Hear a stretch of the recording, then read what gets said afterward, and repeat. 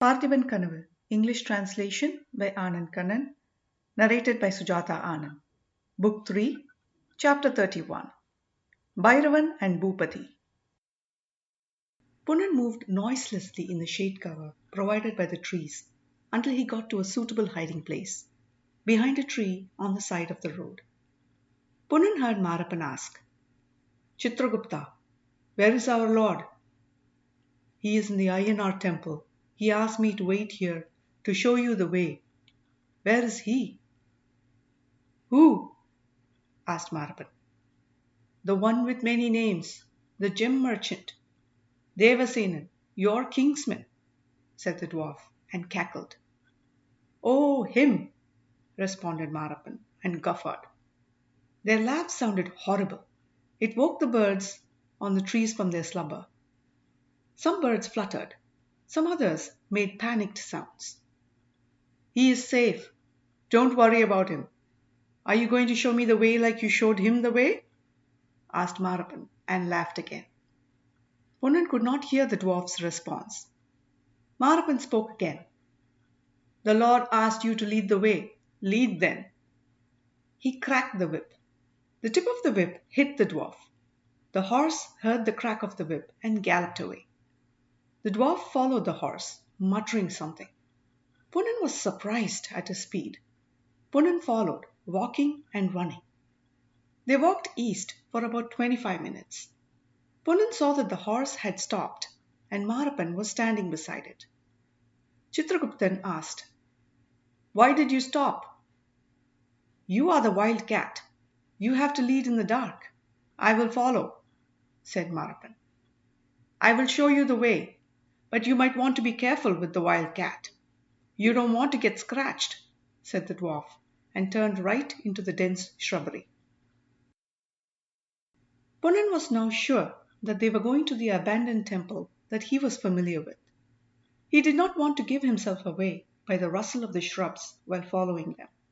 He waited a few minutes before following. Kannan felt pangs of fear as he navigated the dense growth in the dark. Foxes howled, owls hooted, and plants rustled, increasing his apprehension. He also felt the thrill of anticipation, expecting to discover something significant. He mustered the courage to keep moving towards the temple. The light from a torch indicated that he was close to the temple. As he got closer, he found the clay forms of the village guardians, horses, and elephants terrifying. He had found the location of the temple creepy even in broad daylight during his earlier visits, not to speak about the middle of the night. The scene at the entrance of the temple did nothing to help with his fears.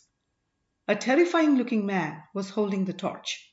He reminded Kannan of the description of the demons in the epics. The tall, towering Kapala Bhairavan was standing nearby.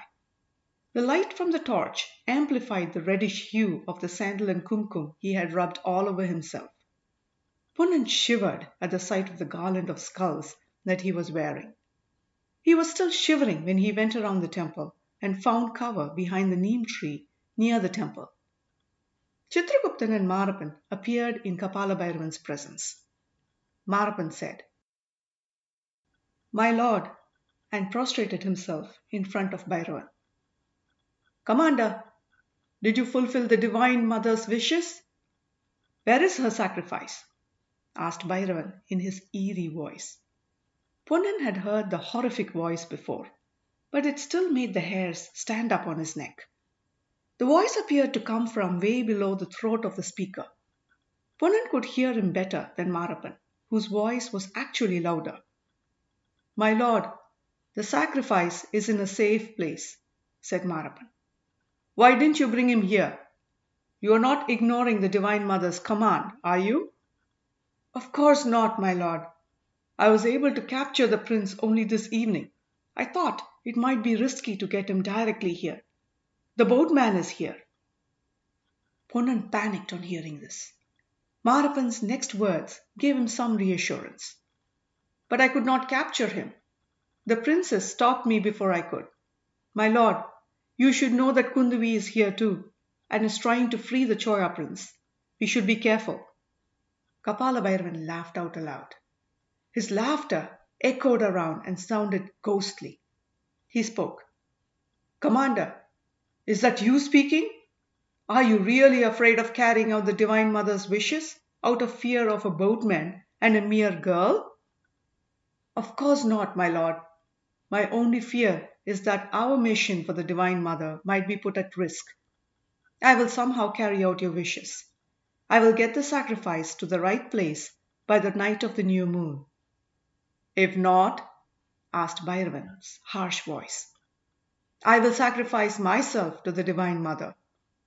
"That won't be necessary, Bhupathi. The Divine Mother needs you for several things. When her rule dawns on the fertile Tamil land, she needs you to be the general of her army." "I am always at your service, my lord." "Barappa, you have the blessings of Mother Kali. She is going to reward you with much larger positions. Leave that aside for now. Where are you going to get the sacrificial offering?" "I will get him to the Mahendra Mandap past Parantakapuram on the night before the new moon day. Please send your men to accept the offering." "Why are you leaving that work to me?" "My lord, I can't trust the men here entirely. I am going to order them to take the prince to Kanchi on the pretext of the emperor's orders. I will be following my men. Your men should intercept them and take the prisoner. The men I will send won't fight you.